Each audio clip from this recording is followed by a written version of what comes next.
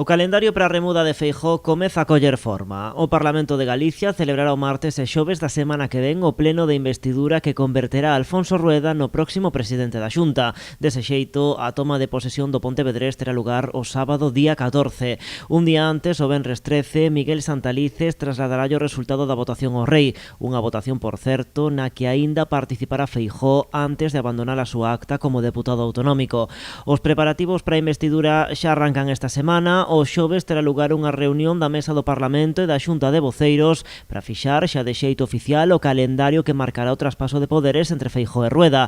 Hoxe o Parlamento galego activou os trámites para facer efectivo ese relevo. O seu presidente reuniuse este luns cos voceiros dos tres grupos con representación na Cámara do Hórreo para propoñer candidato.